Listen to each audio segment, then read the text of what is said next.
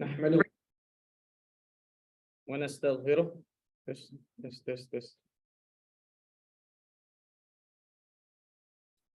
ونعوذ بالله من شرور أنفسنا ومن سيئات أعمالنا. من يهده الله فلا مضل له ومن يضلل habis gitu.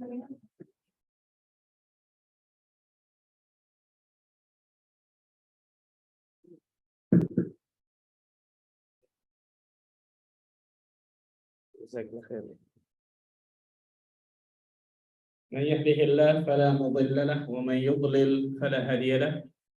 أشهد أن لا إله إلا الله وحده لا شريك له وأشهد أن محمدا عبده ورسوله صلوات الله وسلامه عليه نبينا وحبيبنا محمد صلى الله عليه وعلى آله وصحبه وسلم. قال الله تعالى في كتابه الكريم: يا أيها الذين آمنوا اتقوا الله حق تقاته ولا تموتن إلا وأنتم مسلمون. أما بعد. Ikhwani wa akhwati fiddin, rahimani wa rahimakumullah. Saudara-saudariku sekalian, Bapak Ibu sekalian yang semoga Allah tabaraka wa taala selalu diberikan keberkahan dalam kehidupannya. Alhamdulillah, kita bersyukur kepada Allah tabaraka wa taala atas segala limpahan karunia dan nikmat yang Allah berikan kepada kita semua, sehingga pada kesempatan pagi hari yang berbahagia ini kita dapat berkumpul di rumah Allah azza wa jalla ini, di rumah yang paling terbaik atau tempat paling terbaik di atas muka bumi ini, yaitu fi baitin min buyutillah, di salah satu rumah dari rumah-rumah Allah azza wa jalla ini. Semoga Allah azza wa jalla selalu bimbing langkah kehidupan kita untuk selalu menuju siratal mustaqim, yang dengan itu Allah azza wa jalla bisa wafatkan kita nantinya dalam keadaan husnul khatimah. Allahumma amin. Salat dan salam semoga tercurah kepada Rasulullah sallallahu alaihi wasallam, nabi akhir zaman, nabi yang telah membawa kita dari zaman kejahilian, dari zaman kebodohan, dari zaman keterasingan akan ilmu menuju zaman yang terang benderang akan ilmu syar'i, itu zaman as-sunnah. Bapak Ibu sekalian, insyaallah taala pada kesempatan yang berbahagia ini kita akan membahas satu tema yang sangat luar biasa pentingnya bagi setiap muslim dan muslimah, yaitu tema tentang al-muhasabah. Muhasabatun nafs. Muhasabah biasanya bahasa Indonesianya apa? Bapak Ibu? Introspeksi diri atau mengoreksi diri, betul ya? Muhasabah ini dari kata-kata hasaba yuhasibu hisabatan, yang artinya menghitung. Yang artinya menghitung. Hisab itu artinya menghitung. Nah, itu secara lughah, secara bahasa. Ada satu kisah di dalam Sahih Muslim, di dalam hadis yang sahih yang diriwayatkan Imam Muslim, yang kisah ini kita bisa ambil pelajaran sangat luar biasa besarnya bagi diri kita semua. Kisah tentang dua orang sahabat yang bertemu di tengah jalan. Yang pertama, ma'ruf insyaallah, sahabat pertama, Abu Bakar As-Siddiq radhiyallahu anhu. Yang kedua, Hanzalah bin Abi Amir. Yang kedua namanya siapa? Ayo. Hanzalah bin Abi Amir. Saya mau tanya dulu. Abu Bakar As-Siddiq nama aslinya siapa? Ibu. Abu Bakar As-Siddiq. Abu Bakar itu kan bukan nama asli, betul ya? As-Siddiq gelar.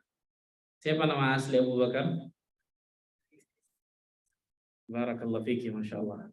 Abdullah bin Uthman bin Amir. Abdullah bin Abi Kuhafah. Nama aslinya Abdullah, ayahnya Uthman atau terkenal dengan Abi Kuhafah. Ini manusia terbaik setelah Nabi dan Rasul, Abu Bakar As-Siddiq radhiyallahu anhu. Bertemu dengan Hanzalah bin Abi Amir. Maka Abu Bakar bertanya kepada Hanzalah, "Kaifa anta ya Hanzalah?" Bagaimana keadaanmu wahai Hanzalah? Kita biasa kalau ketemu kan ditanya gimana kabarnya, betul ya? Sehat. Hanzalah menjawab dengan jawaban yang mengejutkan Abu Bakar luar biasa. Ketika Abu Bakar bertanya, "Kaifa anta ya Hanzalah?" Bagaimana keadaanmu wahai Hanzalah? Maka Hanzalah menjawab, "Nafaqa Hanzalah ya Abu Bakar." Hanzalah sudah jadi munafik wahai Abu Bakar. Subhanallah, kaget. Abu Bakar mengatakan, "Subhanallah, ma taqul?" Maha suci Allah, apa yang kau katakan? Karena kata-kata munafik ini berat luar biasa nih. Dari zaman dulu sampai zaman sekarang sebenarnya berat nih Bapak Ibu. Cuman zaman sekarang banyak orang menyematkan kata munafik ini dengan mudahnya kepada sama muslim. Ini nggak boleh nih, hati-hati. Kecuali memang jelas kemunafikan pada dirinya, ini lain cerita. Nggak boleh, subhanallah. Maka Abu Bakar kaget ketika Hanzalah mengatakan, nafaqah Hanzalah. Hanzalah sudah jadi munafik, wahai Abu Bakar. Subhanallah, ma taqul, apa yang kau katakan? Maka Hanzalah menjelaskan kenapa beliau sampai mengatakan perkataan itu. Apa kata Hanzalah bin Abi Amir? Wahai Abu Bakar, nakunu 'inda Rasulillah sallallahu alaihi wasallam yudzakkiruna bin nar wal jannah ka'anna ra'ya 'aini. Ketika aku bersama majelis Nabi sallallahu alaihi wasallam, lihat, aku duduk di majelis Nabi, maka aku teringat tentang neraka dan surga, bahkan seakan-akan neraka dan surga itu seperti di depan kedua pelupuk mata kepala. فَإِذَا خَرَجْنَا مِنْ عِنْدِ رَسُولِ اللَّهِ صَلَّى اللَّهُ عَلَيْهِ وَسَلَّمَ عَافَسْنَا الْأَزْوَاجِ وَالْأَوْلَادِ وَالضَّيْعَاتِ فَنَسِينَا كَثِيرًا. Tapi ketika aku keluar dari majelis Nabi Sallallahu Alaihi Wasallam, aku kembali kepada perdaganganku, keluargaku, anakku, istriku, aku lupa itu semua. Persis kayak kita nih. Betul Bapak Ibu? Di dalam kajian naik, Masya Allah imannya, setelah kajian tambah apa? Bukan teman naik. Dan itulah iman. Itulah yang namanya apa? Iman. Iman seseorang yazid atau yang bertambah dan berkurang. Bertambah dengan ketaatan, berkurang dengan kemaksiatan. Maka Abu Bakar mengatakan, wallahi inna lanalqa mithla hada. Demi Allah, kata Abu Bakar, aku merasakan yang sama seperti dirimu. Subhanallah. Abu Bakar manusia. Manusia tadi bertambah dan kurang iman. Baik, kalau gitu kita datang ke Nabi Sallallahu Alaihi Wasallam. Datanglah dua orang sahabat ini ke Nabi Sallallahu Alaihi Wasallam mengadukan tentang permasalahannya. Sampai ke depan Nabi Sallallahu Alaihi Wasallam, ya Rasulullah, nafaqah Hanzalah. Wahai Rasul Sallallahu Alaihi Wasallam, Hanzalah sudah jadi munafik. Ada apa ya, kata Rasulullah? Ada apa wahai Hanzalah? Persis disebutkan seperti tadi itu. Ya Rasulullah SAW, ketika aku bersama di majelismu, aku teringat tentang surga dan neraka seakan-akan di depan kedua pelupuk mata kepalaku. Ketika aku keluar dari majelismu, aku lupa itu semua, subhanallah. Maka Rasul sallallahu alaihi wasallam mengatakan, "Wallazi nafsi biyadihi." Demi zat yang jiwaku berada di tangannya, demi Allah kata Rasulullah. "Lau tadumuna ala ma takununa 'indi wa fi dzikri." Seandainya kalian bisa terus mengingat-ingat sebagaimana kalian bersamaku dan kalian bisa terus beramal, la safahatkumul malaikah ala furushikum wa fi turuqikum. Maka para malaikat akan menjabat tangan-tangan kalian di jalan-jalan kalian, bahkan di tempat tidur kalian. Walakin ya Hanzalah sa'atan wa sa'atan. Akan tetapi wahai Hanzalah, sesaat demi sesaat.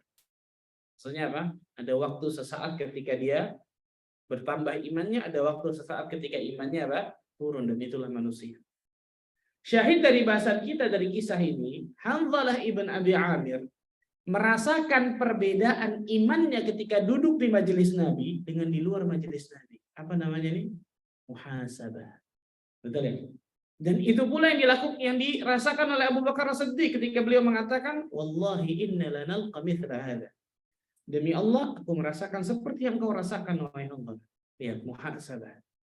Dan kata para ulama, inilah majelis ilmu yang benar. Inilah majelis ilmu yang hakiki nih, kata para ulama. Apa itu? Ketika di dalamnya kita teringat tentang surga, teringat tentang neraka, iman kita bertambah, amal saleh kita bertambah, ketakwaan kita bertambah, rasa takut kita bertambah. Ini majelis ilmu yang benar, kan gitu.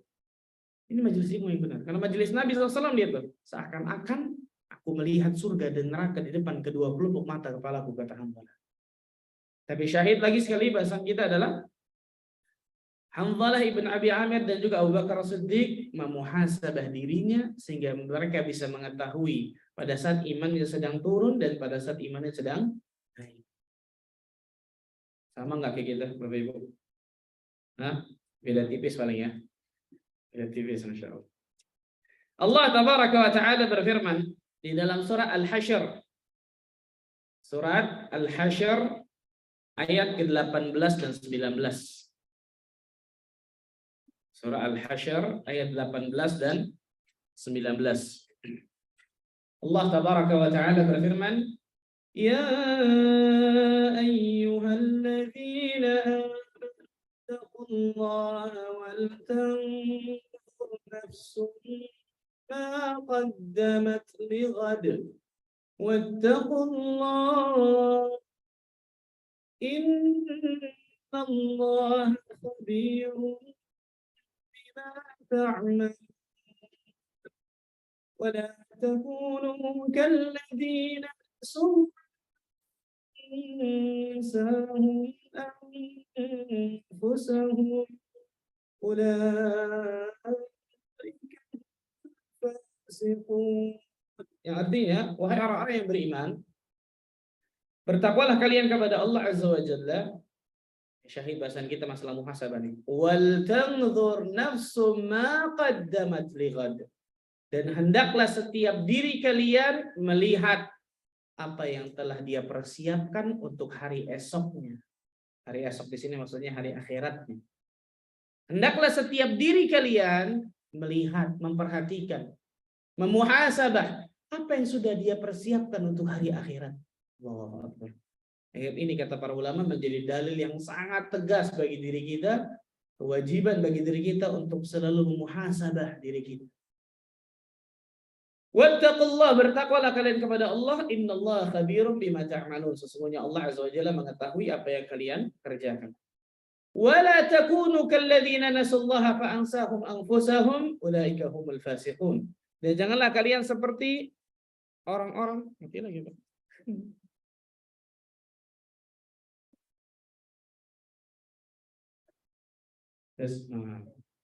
Dan janganlah kalian seperti orang-orang yang lupa kepada Allah Azza wa Jalla, sehingga Allah Azza wa Jalla menjadikan mereka lupa akan diri mereka sendiri. Ulaika humul fasiqun. Dan mereka itulah orang-orang yang fasik, kata Allah Azza wa Jalla. Allah menyebutkan orang yang lupa kepada Allah, lupa kepada agama Allah adalah orang-orang yang fasik. Na'udzubillah min dzalik. Baterai yang namanya ujian, Bapak Ibu, tenang insyaallah. Ujian ngaji ini ada aja, subhanallah. Nah, syahid dari bahasan kita adalah dalam ayat ini Allah Azza wa Jalla menyuruh diri kita untuk apa? Selalu melihat, memperhatikan apa persiapan yang sudah kita lakukan untuk hari akhirat kita, subhanallah. Kedengeran insyaallah Bapak Ibu ya? Aman ya? Di ini kedengeran enggak, Bu? Di ini? Baik. Karena itu orang cerdas, kata orang cerdas adalah orang-orang yang sering mengingat alam akhiratnya. Mana orang yang cerdas, Bapak Ibu? Orang yang mengejar sesuatu yang pasti dia dapatkan, atau orang yang mengejar sesuatu yang belum pasti dia dapatkan? Mana yang cerdas? Yang pasti didapatkan, betul ya? Taib, saya mau tanya. Ada orang sekolah dari TK, SD, SMP, SMA, S1, S2, S3, dan seterusnya. Ketika ditanya, apa cita-cita Anda? Jadi ini, jadi ini, jadi ini, seterusnya. Taib. Jadi apapun lah itu. Ketika ditanya kembali, apakah Anda yakin pasti Anda akan dapatkan cita-cita Anda ketika Anda sekolah seperti ini? Jawabannya apa? Enggak. Namanya juga apa? Usaha. Kan begitu ya? Dan itu boleh selama itu halal, silahkan. Kan gitu. Selama itu halal, silahkan. Pertanyaan selanjutnya. Anggaplah Anda dapatkan apa yang Anda cita-citakan. Pertanyaan selanjutnya, apakah Anda yakin ketika Anda ingin mendapatkan apa yang Anda cita-citakan, apakah Anda yakin Anda akan dapatkan kebahagiaan? Belum tentu. Namanya juga apa? Usaha. Betul? Baik, pertanyaan selanjutnya. Anda yakin mati nggak? Yakin Bapak Ibu? Semua agama bahkan kalau ditanya Anda yakin mati? Oh iya Pak Ustadz, yakin Pak Ustadz. Kan gitu ya? Yakin, subhanallah. Pertanyaannya sekarang adalah, apa yang Anda sudah persiapkan untuk sesuatu yang yakin yang Anda pasti akan dapatkan itu. Betul ya? Karena ternyata banyak dari diri kita mengatakan saya yakin mati cuma di sini dong, di lisan, bukan di amal perbuatan. Umar bin Abdul Aziz rahimahullahu taala sampai mengatakan apa? Ma ra'aitu yaqinan ashbaha bisyakki min yaqinin nas bil mauti thumma la yasta'idduna lahu. Aku tidak melihat sesuatu yang meyakinkan tetapi seakan-akan diragukan oleh manusia seperti keyakinan manusia tentang kematian karena mereka tidak mempersiapkan diri mereka. Allahu akbar. Benar banget ya perkataan beliau. Aku tidak melihat sesuatu yang meyakinkan, ini jelas yakin kalau ini. Tapi seakan-akan manusia meragukan ini. Seperti keyakinan manusia tentang kematian, tapi dia nggak mau bersiap untuk alam setelah kematian itu. Allahu akbar. Karena itu Nabi Shallallahu Alaihi Wasallam menyebutkan seorang yang cerdas adalah seseorang yang sering mengingat kematian dan mempersiapkan dirinya untuk kematian dan alam setelah kematian.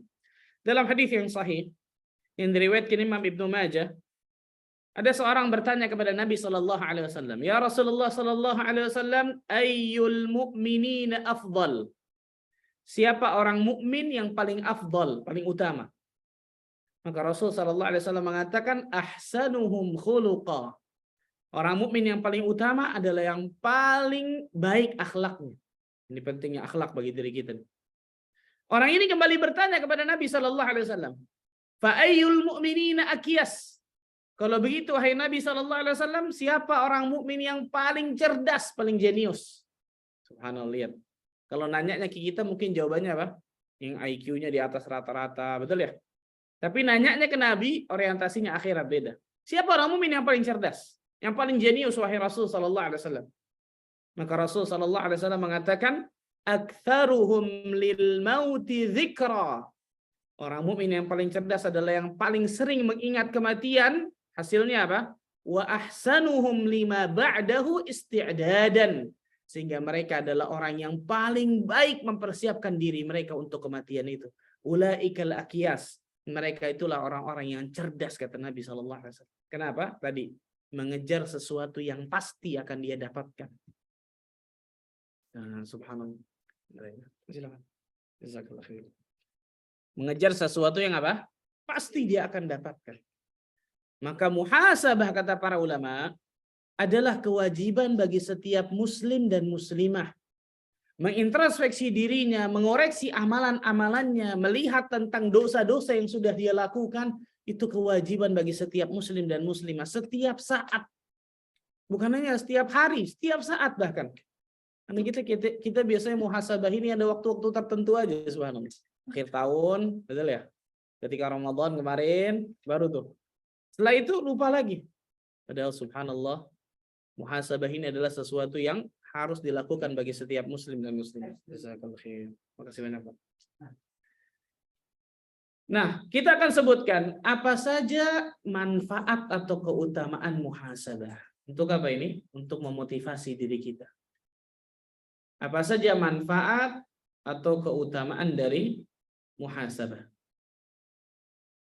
Ada banyak, tapi kita nggak mungkin sebutkan semua. Yang pertama dan yang paling utama jelas, manfaat muhasabah meringankan hisab pada hari kiamat. Ini yang pertama jelas. Orang-orang yang selalu memuhasabah amalannya, memuhasabah dirinya, maka penghisaban di hari akhirat akan terasa mudah dia jalani. Ini yang pertama, manfaat muhasabah. Keutamaan muhasabah yang pertama, meringankan hisab pada hari kiamat. Umar bin Khattab radhiyallahu taala anhu arda, beliau berkata, "Hasibu anfusakum qabla an tuhasabu." Hisablah diri kalian sebelum Allah Azza wa Jalla menghisab diri kalian nanti di yaumul qiyamah. Wazinu anfusakum qabla an tuzanu. Timbanglah amal-amal kalian sebelum Allah Azza wa Jalla menimbang diri kalian nanti di yaumul qiyamah. Kemudian beliau membacakan firman Allah Azza wa Jalla di dalam surah Al-Haqqah ayat ke-18. Surat Al-Haqqah ayat ke-18. Ini surat yang luar biasa nih. Yauma'idzin tu'raduna la takhfa minkum khafiyah. Pada hari itu kata Allah, yaitu hari kiamat, kalian akan dihadapkan di hadapan Allah Azza wa Jalla dan tidak ada sedikit pun yang tersembunyi bagi Allah Azza wa Jalla. Surah Al-Haqqah ayat 18. Pada hari kiamat nantinya kalian akan dihadapkan di hadapan Allah. Kita pasti akan jadi terdakwanya nanti Bapak Ibu sekalian. Dan Allah Azza wa Jalla pasti akan jadi hakimnya. Akan ada persidangan yang seadil-adilnya pada hari itu. Dan Allah Azza wa Jalla langsung jadi hakimnya. Ahkamul hakimin, a'dalul adilin. Hakim yang sangat adil. Sedikit pun ketika kita berbuat amal saleh, pasti Allah berikan balasannya. Dan ingat, sebaliknya. Sedikit pun ketika kita berbuat kedurhakaan, dosa, maksiat, Allah Azza wa Jalla pasti akan berikan balasannya kepada kita. Nah, orang-orang yang selalu memuhasabah dirinya, memuhasabah amalannya di atas muka bumi ini, maka jelas insyaallah ta'ala penghisaban di hari akhirat akan lebih mudah dia jalani. Berbeda dengan orang yang lupa dan lalai menghisab dirinya. Sehingga ketika dilihat nanti di hari akhirat, banyak dari dosa-dosanya yang ternyata nggak diampuni oleh Allah. Allahu akbar, na'udzubillah min dzalik. Fala yalumanna illa nafsah. Maka jangan salahkan kecuali dirinya sendiri, kata para ulama. Ini manfaat yang pertama dari muhasabah, meringankan hisab kita di hari kiamat nanti. Yang kedua, manfaat yang kedua atau keutamaan yang kedua dari muhasabah, selalu mendapatkan hidayah atau petunjuk dari Allah. Ini keistimewaan luar biasa dari muhasabah. Selalu mendapatkan hidayah atau petunjuk dari Allah Tabaraka wa Ta'ala. Ini yang harusnya setiap hari kita minta, bahkan setiap saat kita minta kepada Allah, Bapak Ibu sekalian. Hidayah, petunjuk. Kita biasanya doa minta apa aja? Nah, itu jujur bagus, Masya Allah. Rizki, betul ya? Boleh, selama itu halal silakan, betul ya? Boleh. Tapi jangan itu doang, betul ya? Pertama minta rizki, kedua minta rizki, ketiga minta rizki, terus tuh subhanallah. Masih banyak yang lain, yang itu minta silahkan, selama itu halal silahkan kan gitu. Sehat. Salah satunya yang jangan pernah kita lupakan ini nih, hidayah. Taufik dari Allah. Petunjuk dari Allah Azza wa Jalla. Satu dalil yang sangat jelas kita membutuhkan hidayah Allah ini luar biasa setiap hari. Allah Azza wa Jalla wajibkan diri kita di dalam sehari minimal 17 kali kita mengucapkan ihdinas siratal mustaqim. Ya Allah, tunjukilah kami ke jalan-Mu yang lurus. Minta apa itu? Hidayah, betul ya? 17 kali minimal, bayangkan kalau orang sholat sunnahnya banyak bisa puluhan kali bahkan lebih. 17 kali Allah wajibkan kita, ya Allah tunjukilah kami ke jalan-Mu yang lurus. Padahal kita sudah Islam, alhamdulillah. Kenapa? Karena betapa banyaknya orang-orang Islam, Muslim dia Masya Allah, tapi hanya di KTP-nya aja Islam. Nggak pernah nuntut ilmu agama, nggak pernah beramal saleh, kan gitu. Malah sebaliknya, durhaka kepada Allah, berbuat maksiat dan dosa kepada Allah. Kenapa? Allah nggak kasih hidayah kepada dirinya berarti. Allah nggak kasih petunjuk kepada orang tersebut untuk selalu menuntut ilmu agama dan mengamalkan ilmu agama yang telah diketahui. Allah nggak kasih itu. Maka bersyukurlah kepada Allah Bapak Ibu sekalian. Dari jutaan manusia, bahkan miliaran manusia, Allah Azza wa Jalla pilih kita yang pertama di dalam agama ini, agama Islam. Yang kedua, Allah Azza wa Jalla pilih kita untuk duduk nuntut ilmu seperti ini. Betul ya? Saya datang ke sini macet, luar biasa. Kebanyakan orang mau kemana tuh? Kerja biasa, betul ya? Berapa banyak dari diri kita sehingga nyalakan orang kerja, selama itu halal silahkan. Betapa banyak orang-orang yang kerja itu berkepikiran untuk duduk nuntut ilmu aja enggak? Betul? Betul ya? Dalam seminggu kerja luar biasa. Kepikiran untuk datang ke masjid, datang ke majelis ilmu, tidak. Kenapa? Allah nggak kasih hidayah kepada dirinya. Allah nggak kasih hidayah. Makanya Nabi SAW berdoa kepada Allah minta 4 hal. Salah satunya hidayah. Allahumma inni as'alukal huda wat tuqa wal afafa wal ghina. Ya Allah, aku mohon kepadamu hidayah. Lihat yang pertama, huda. Wat tuqa, ketakwaan, wal afaf, dan kesucian hati, kesucian jiwa, wal ghina, dan kekayaan hati. Allahu akbar. Ya. Ini orang yang selalu muhasabah, maka hidayah Allah akan terus diberikan kepada Allah untuk dirinya. Kenapa? Karena dia akan selalu melihat dirinya serba kekurangan. Dia akan selalu melihat dirinya untuk selalu berbekal untuk setelah alam kematiannya tersebut. Ini yang kedua. Keutamaan yang kedua dari muhasabah selalu bisa mendapatkan petunjuk Allah Azza wa Jalla. Yang ketiga, keutamaan yang ketiga dari muhasabah selalu menganggap diri penuh kekurangan. Keutamaan yang ketiga dari muhasabah selalu menganggap diri penuh kekurangan dan tidak tertipu dengan amal yang telah dia lakukan.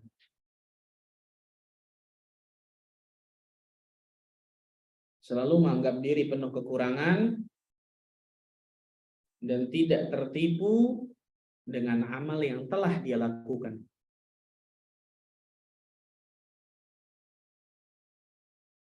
Subhanallah, syaitan membisikkan kepada diri manusia itu macam-macam. Dan ini hebatnya syaitan, ini hebatnya iblis. Pengalaman. Iblis tahu orang-orang yang bisa digoda dengan harta, bisa digoda dengan tahta, bisa digoda dengan wanita, bisa digoda dengan pujian, betul ya? Bisa digoda dengan ini nih. Anggap dirinya sudah menjadi orang saleh. Anggap dirinya sudah menjadi orang yang baik. Menganggap dirinya sudah suci dan seterusnya. Subhanallah. Hati-hati nih. Orang yang selalu muhasabah, maka dia akan sebaliknya tuh. Menganggap dirinya penuh kekurangan. Karena kenapa? Karena biasanya yang tahu dosanya hanya Allah dan dia. Betul ya? Makanya Abu Bakar Siddiq radhiyallahu anhu ketika dipuji oleh orang lain, apa doanya? Abu Bakar Siddiq dipuji sama orang lain, doa sama Allah. Apa doanya? Bapak Ibu pernah dipuji orang atau dicela orang? Abu Bakar doa, Allahumma la tu'akhidni bima yaqulun. Ya Allah, jangan azab diriku dari apa yang mereka katakan kepadaku. Waghfirli ma la ya'lamun. Yang kedua nih, dan ampuni diriku dari apa yang mereka nggak tahu ya Allah. Nah, biasanya dosa kita cuma Allah dan kita yang tahu, betul? Waj'alni khairan mimma yadhunnun. Dan jadikan diriku lebih baik dari apa yang mereka prasangkakan kepada. Kalau kita dipuji orang gimana? Kurang tambah pujiannya, kurang. Abu Bakar Siddiq paham, pujian manusia kepada dirinya itu ujian tersendiri yang Allah berikan kepadanya. Lulus atau enggak dia? Betul? Orang yang selalu muhasabah, dia akan tahu tuh subhanallah. Orang muji saya bukan karena kehebatan saya beramal saleh, tapi karena kehebatan Allah menutupi dosa-dosa saya.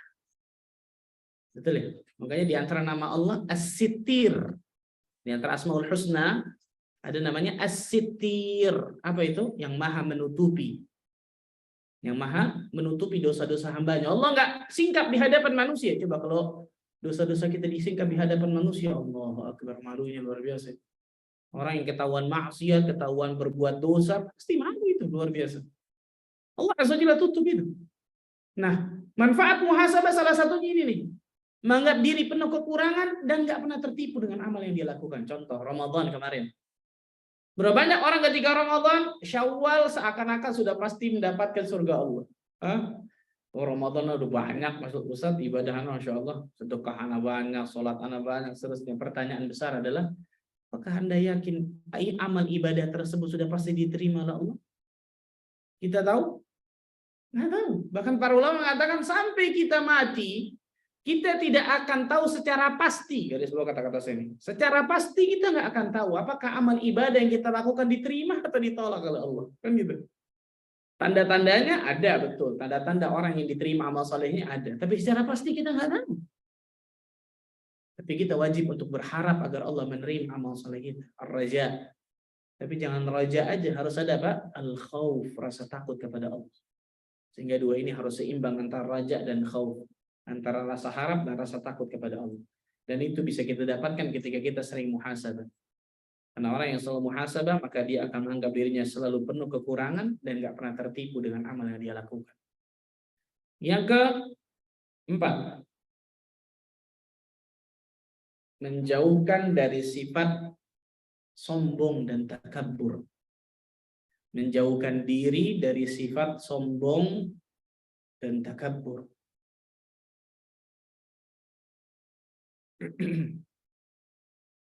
Ada orang yang selalu, dan ini masih nyambung sama yang ketiga tadi.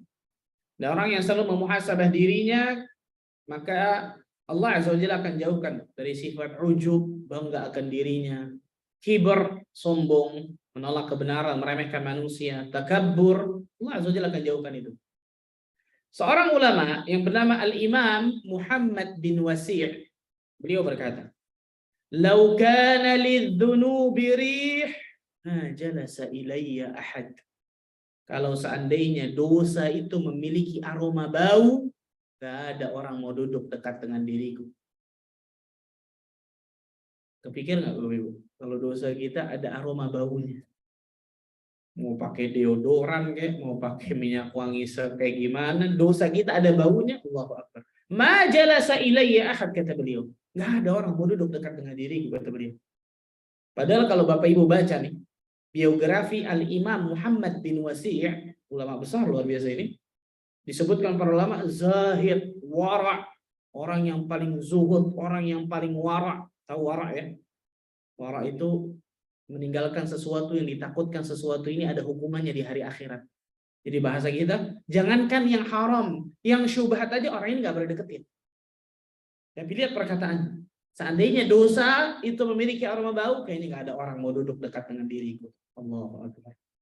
Selalu menganggap dirinya penuh kekurangan, nggak pernah takabur, nggak pernah ujub, nggak pernah sombong. Jauh itu semua tuh. Allah Azza wa Jalla akan selamatkan dari penyakit hati ini, penyakit hati semua nih, penyakit kronis ini bahaya luar biasa. Karena manusia biasanya ketika Allah berikan kelebihan sesuatu kepadanya, entah itu kelebihan harta, jabatan, ilmu. Ini ilmu, hati-hati nih, subhanallah. Bukan berarti ilmu lepas dari ujub nih. Kelebihan ilmu, kelebihan mungkin paras wajah, kelebihan fisik, apapun itu. Syaitan biasanya akan masukkan dari bab ini, dari pintu ini. Ujub, bangga akan dirinya. Sehingga ketika dia bangga akan dirinya, lebih mudah syaitan membisikkan untuk dia meremehkan orang lain.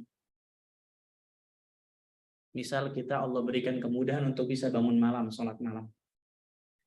Ikhlas karena Allah ketika sholat malam. Sampai subuh mungkin. Ketika di pagi hari, melihat orang yang tidak dibangunkan oleh Allah sholat malam, hati kita gimana? Hah?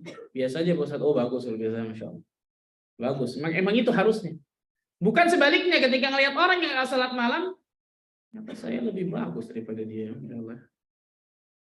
Saya pikir dia lebih bagus dari saya. Syaitan masukkan itu tuh dalam hatinya. Allahu Akbar, ujub. Para ulama mengatakan apa? Al-Imam An-Nawawi, Al-Imam Ibn Qayyim Al-Jauziyah dan para ulama lain, orang yang beramal saleh kemudian timbul ujub dalam dirinya, Allah Azza wa Jalla akan batalkan pahala amal saleh itu. Bayangkan capek-capek kita dapatkan pahala, hilang, hancur luar biasa gara-gara apa? Bangga akan amalannya. Bangga akan dirinya, bangga akan kelebihannya, hati-hati, subhanallah. Kita dapat beribadah, memiliki kelebihan apapun, Allah yang kasih. Allah Azza wa Jalla yang kasih. Wa ma bikum min ni'matin fa min Allah, kata Allah. Tidak ada kenikmatan yang kalian rasakan wahai manusia kecuali datangnya dari Allah tabaraka wa taala. Jadi kita bisa duduk nuntut ilmu seperti ini, contoh ya.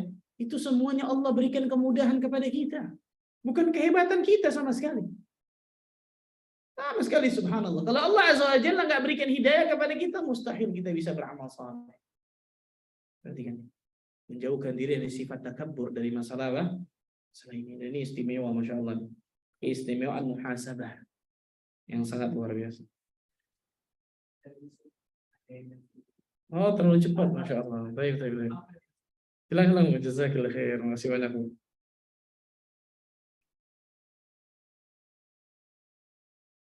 Enggak mudah.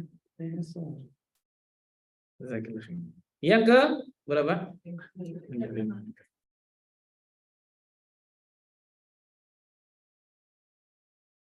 Di antara manfaat muhasabah yang kelima, seseorang akan memanfaatkan waktunya dengan baik. Seseorang akan memanfaatkan waktunya dengan Baik.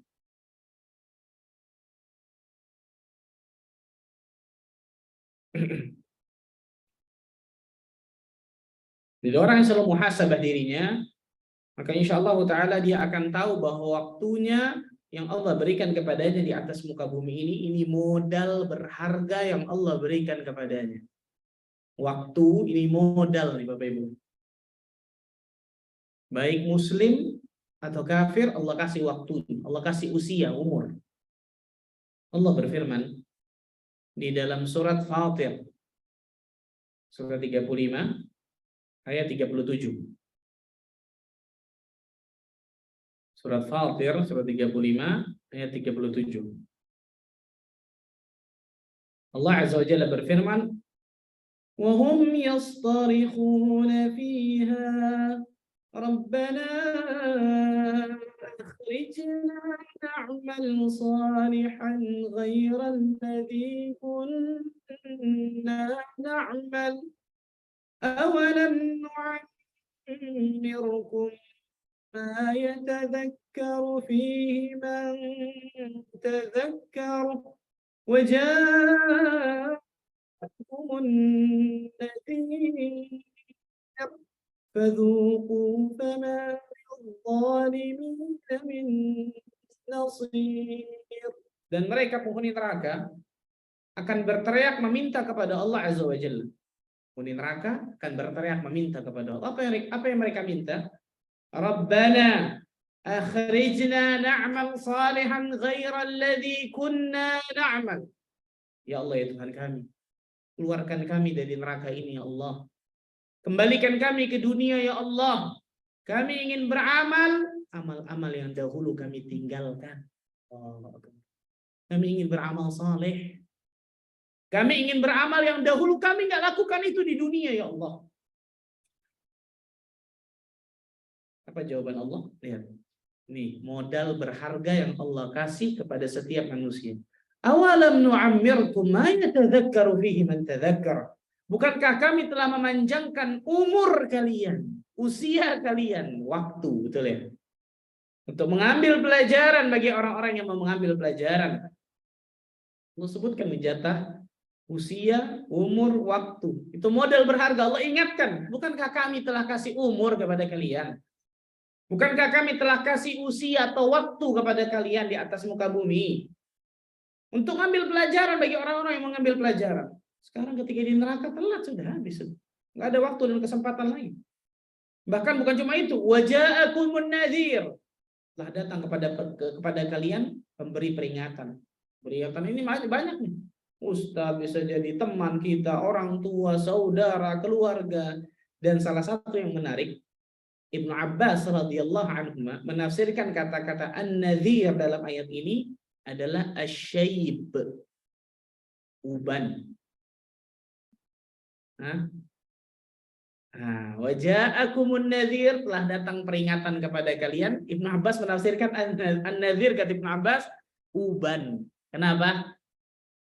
Bapak Ibu kalau ngaca ada ubannya. Mikir pasti apa? Masih muda saya Masya Allah. Gitu? Sebaliknya pasti. Ya tua saya subhanallah. Betul ya? Kalau pada saat itu dia tidak kembali, masih nggak kembali kepada Allah, terus kapan lagi? Dan itu peringatan dari Allah, salah satu peringatan itu ya. Selain tadi saya katakan, ustadz mungkin, ulama mungkin, orang tua, saudara itu kan memberikan peringatan kepada kita, jangan itu dosa, jangan itu nggak boleh, jangan itu durhaka. Salah satu peringatan ini, an-nadhir, asyayib, uban, subhanallah, benar banget Ibnu Abbas. Fadzuqu fama lidh-dhalimin min nasir. Maka rasakanlah azab Allah Azza wa Jalla pada hari ini, tidak ada penolong sedikit pun bagi orang-orang yang zalim. Na'udzubillah min dzalik. Lihat. Orang yang memuhasabah dirinya, dia tahu bahwa umurnya, waktunya adalah modal berharga yang Allah berikan kepadanya yang harus dia manfaatkan dengan baik dan benar. Jika dia nggak akan buang-buang waktunya di atas muka bumi dengan sesuatu yang sia-sia. Apalagi membuang-buang waktunya dengan amalan durhaka, maksiat kepada Allah. Apa yang akan dia pertanggungjawabkan nanti di hadapan Allah Azza wa Jalla? Ketika Allah bertanya tentang an-umrihi fima afna, tentang umurnya, untuk apa dia habiskan jatah umurnya di atas muka bumi ini, waktunya. Nah, orang yang muhasabah, insyaallah taala dia akan selalu apa? Memanfaatkan waktunya di atas muka bumi dengan baik dan benar. Yang ke-6, muhasabah merupakan sifat hamba Allah yang bertakwa.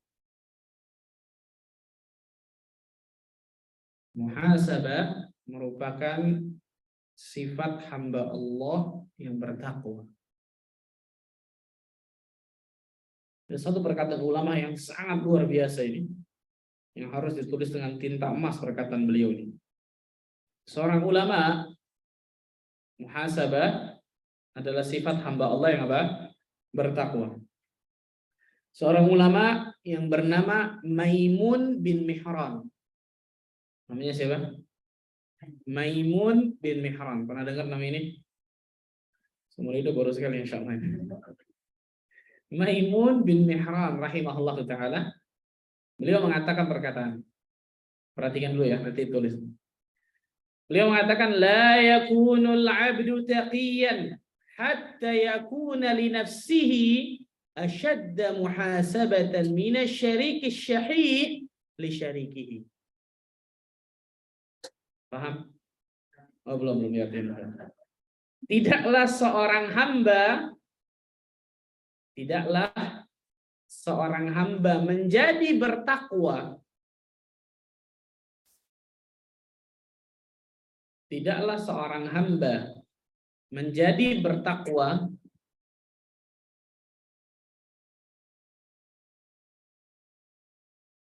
tidaklah seorang hamba menjadi bertakwa sampai dia melakukan muhasabah atas dirinya, sampai dia melakukan muhasabah atas dirinya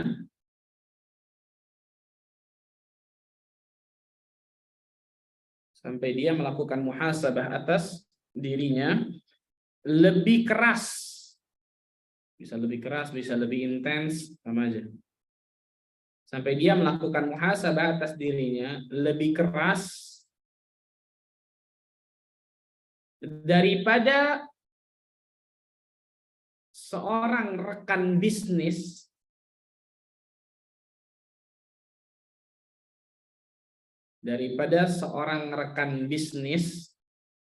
syahih yang pelit, daripada seorang rekan bisnis yang pelit li syarikihi, yang membuat perhitungan dengan temannya yang lain. Ini luar biasa perkataan insyaallah. Daripada seorang rekan bisnis yang pelit yang membuat perhitungan dengan temannya. Tidaklah seorang hamba menjadi bertakwa sampai dia melakukan muhasabah atas dirinya lebih keras daripada seorang rekan bisnis yang pelit yang membuat perhitungan dengan temannya. Paham? Paham nggak? Bapak Ibu kerjasama sama satu orang rekan bisnis, betul ya? Dan qadar Allah bakhil orang ini. Tahu bakhil? Kedekut, tahu kedekut. Pelit. Insyaallah taala 1 rupiah yang keluar pasti dicatat tuh, betul ya? Betul, sahih. Nah, seseorang nggak akan pernah menjadi derajat bertakwa sampai dirinya memuhasabah dirinya, bukan muhasabah orang lain, karena kita biasanya pintar muhasabah orang lain, nggak pintar muhasabah diri kita.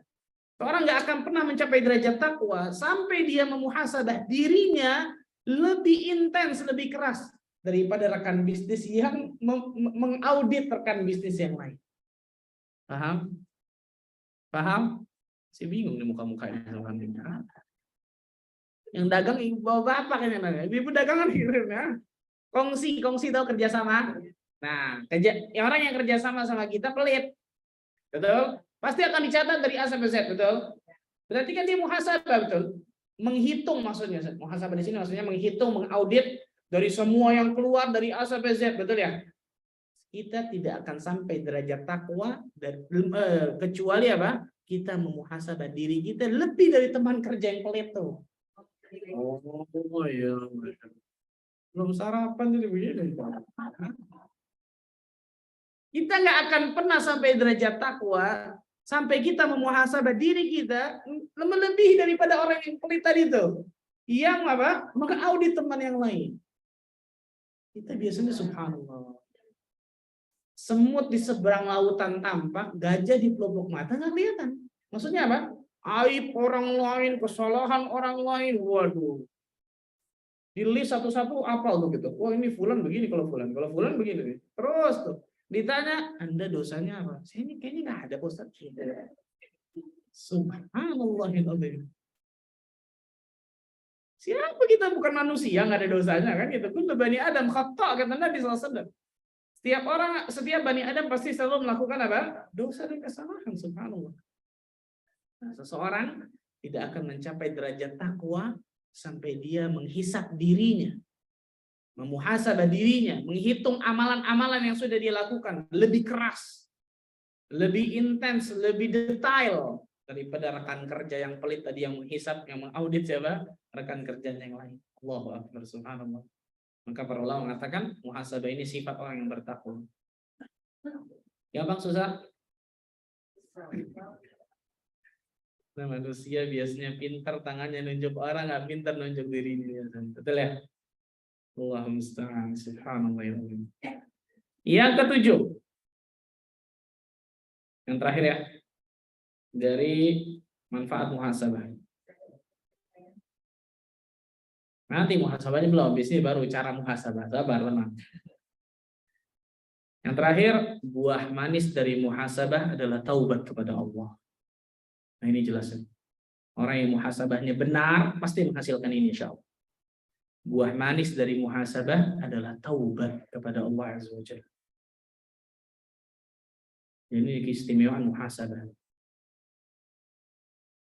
Orang yang selalu memuhasabah dirinya, maka dia pasti akan selalu kembali kepada Allah dengan istighfar dan taubatnya kepada Allah. Setiap dia muhasabah pasti dia akan temukan sedikit dosa dalam diri. Al-Imam Hasan Al-Basri rahimahullah ta'ala pernah bangun malam tiba-tiba kemudian menangis dengan luar biasa. Ketika di pagi hari tanya, kelihatan mungkin sama muridnya, ya Imam, kenapa engkau tiba-tiba bangun malam nangis sejadi-jadi? Apa kata beliau? Aku teringat tentang satu dosa yang aku lakukan. Allah, bayangkan satu dosa. Kenapa? Dosanya dikit, gampang hitungnya. Beda sama kita. Betul ya? Yang ini, yang ini, yang ini, yang ini. Aku teringat tentang satu dosa yang aku lakukan sehingga aku beristighfar kepada Allah Azza wa Jalla akan dosa tersebut. Bertaubat kepada Allah akan dosa. Satu dosa, bayangkan. Allahu Akbar. Ini ulama yang hakiki nih, subhanallah. Imam Hasan Al-Basri rahimahullah ta'ala. Buah manis dari muhasabah insyaallah ta'ala akan menghasilkan taubat kepada Allah Azza wa Jalla. Nah, ini pentingnya nih. Contoh, berapa banyak kita mendapatkan kenikmatan dari Allah Azza wa Jalla tapi tidak pernah menghisap kenikmatan itu tuh. Nggak pernah memuhasabah kenikmatan itu. Apakah kenikmatan itu kita gunakan untuk ketaatan kepada Allah atau kita gunakan nikmat itu untuk kedurhakaan kepada Allah? Nah, perhatikan baik-baik. Orang yang selalu memuhasabah dirinya, insya Allah Ta'ala Allah akan berikan taufik kepadanya untuk selalu bisa istighfar, taubat, ibadah dengan nikmat, bersyukur akan pemberian Allah, bersabar akan ujian mungkin yang Allah berikan kepadanya. Itu Allah berikan selalu. Kalau memang dia muhasabahnya benar, perhatikan. Karena banyak orang, ternyata saya katakan tadi, dikasih nikmat oleh Allah, tapi nikmat itu tidak menjadikan dirinya mendekat ke Allah. Malah nikmat itu menjadikan dirinya menjauh dari Allah. Ini hati-hati nih, subhanallah. Apa kata Imam Abu Hazim rahimahullah ta'ala? Al-Imam Abu Hazim Salamah bin Dinar. Kullu ni'matin la tuqarribu minallah fahiya baliyah. Setiap nikmat yang kalian dapatkan tidak menjadikan kalian mendekat kepada Allah, itu bukan nikmat, itu bala. Itu malah petaka besar.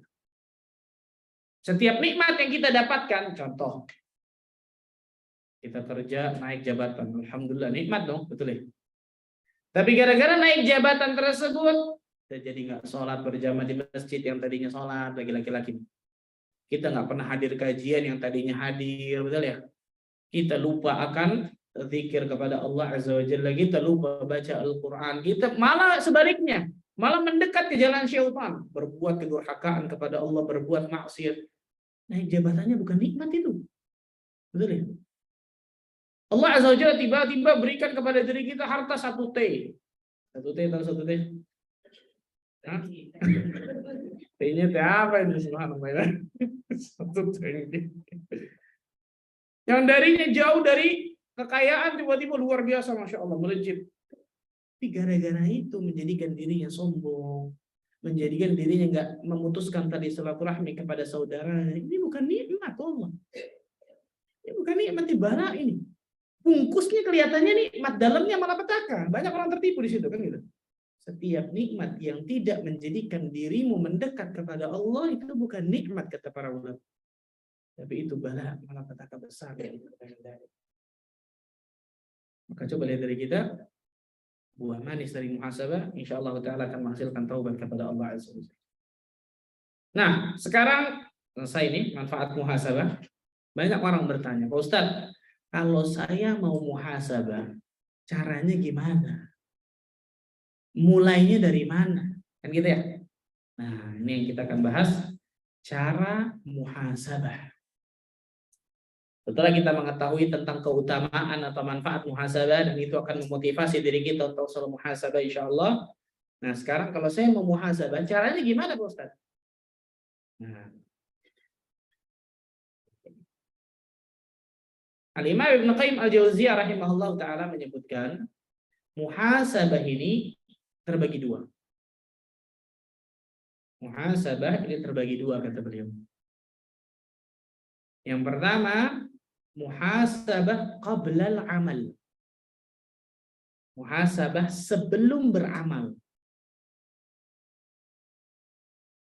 Nah, kebanyakan kita tahunya muhasabah yang kedua, muhasabah setelah beramal. Padahal ternyata Ibnu Qayyim membaginya, dan para ulama juga membaginya. Muhasabah itu terbagi 2, muhasabah sebelum beramal, yang pertama. Yang kedua, muhasabah setelah beramal. Biasanya kita tahu yang kedua aja nih, betul ya? Muhasabah setelah beramal, betul, itu salah satu muhasabah. Tapi yang jarang diketahui yang pertama nih, muhasabah sebelum kita beramal. Kita bahas yang pertama dulu nih.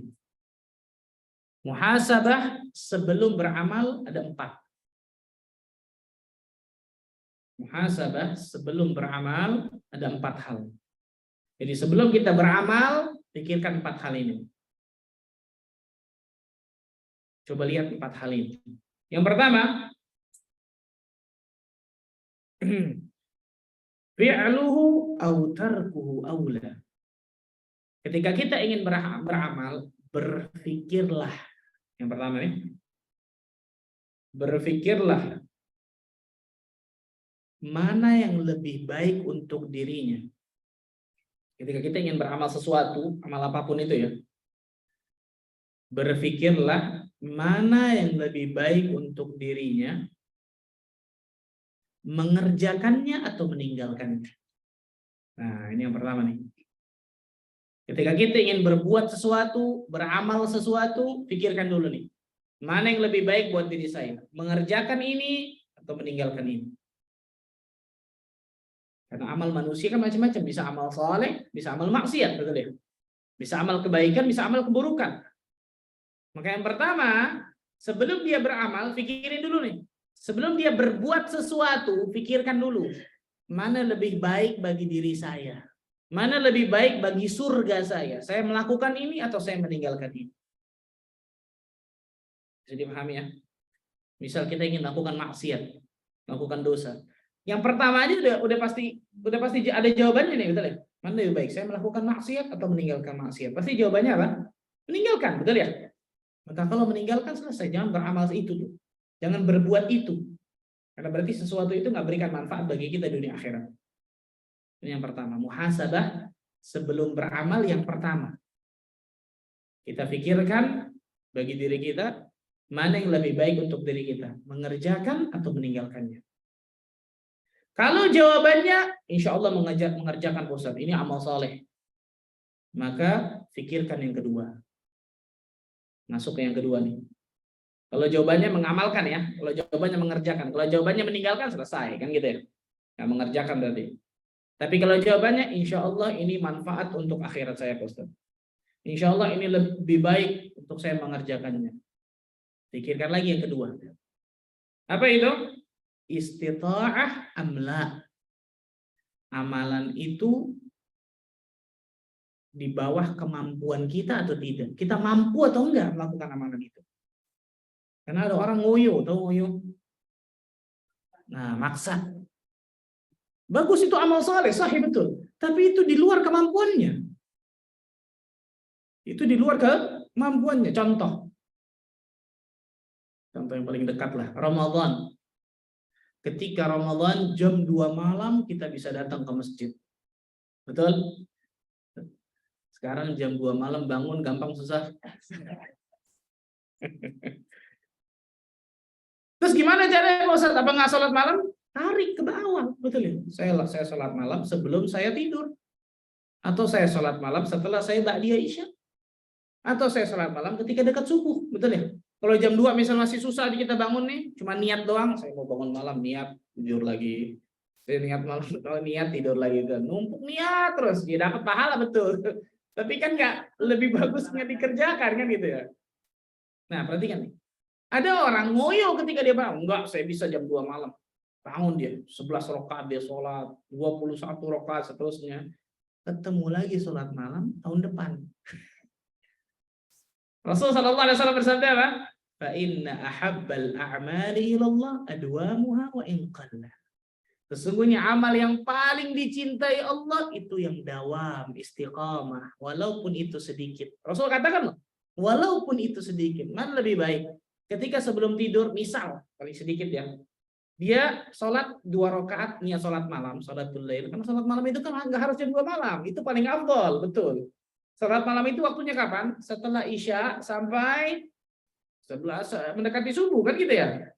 Itu waktu sholat malam. Selama kita sholat 2 itu sholat malam.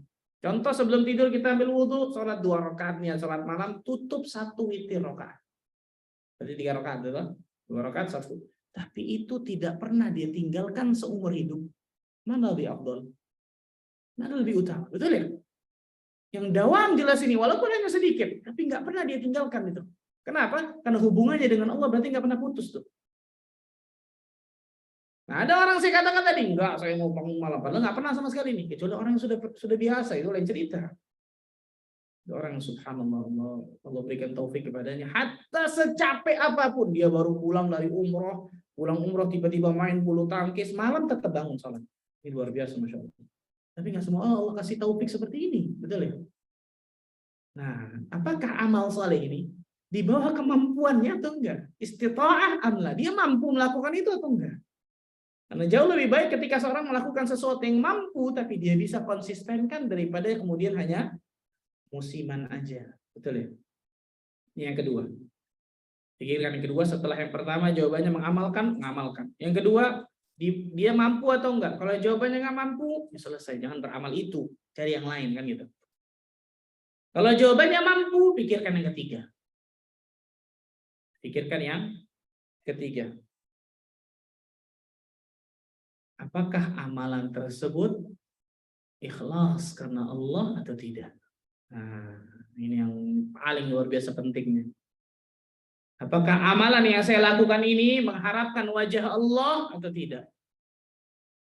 Dan ada orang, naudzubillah min dzalik, dia beramal saleh untuk dipuji orang, supaya disanjung orang, supaya mendapatkan tempat di hati masyarakat, supaya dikatakan orang yang saleh. Sayang ini. Haba'an manthura. Akan jadi debu yang berterbangan nanti di hari kiamat kalau amal saleh tersebut tidak ikhlas karena Allah. 3 nih. Yang pertama saya ulang tadi apa? Ini langsung praktekkan ya ketika kita mau beramal nih, betul ya? Ketika kita mau beramal sesuatu, berbuat sesuatu, mana lebih baik? Saya mengerjakannya atau meninggalkannya? Kalau jawaban meninggalkan, selesai. Kalau jawabannya mengerjakannya, pikirkan yang kedua. Saya mampu atau tidak? Kalau jawabannya nggak mampu, tinggalkan cari yang lain, amal soleh yang lain. Kalau jawabannya mampu, pikirkan yang ketiga. Saya ikhlas atau enggak melakukannya nih? Mengharapkan surga Allah, mengharapkan rahmat Allah, mengharapkan balasan dari Allah atau enggak nih? Kalau jawabannya oh, enggak ternyata. Jangan, subhanallah, betulkan dulu niatnya kan gitu ya. Kalau jawabannya insya Allah Ta'ala semoga saya berharap surga Allah. Ikhlas mencari wajah Allah. Yang terakhir yang keempat. Indahu awan lidzalik amla. Apakah dia mendapati ada sesuatu yang dapat membantunya? Sesuatu ini bisa macam-macam ya. Bisa manusia, bisa selain manusia. Apakah dia mendapati sesuatu yang membantunya untuk melakukan amalan itu? Nah, ini penting nih. Seorang niat, saya mau bangun masjid yang besar luar biasa, lebih besar daripada Istiqlal misal.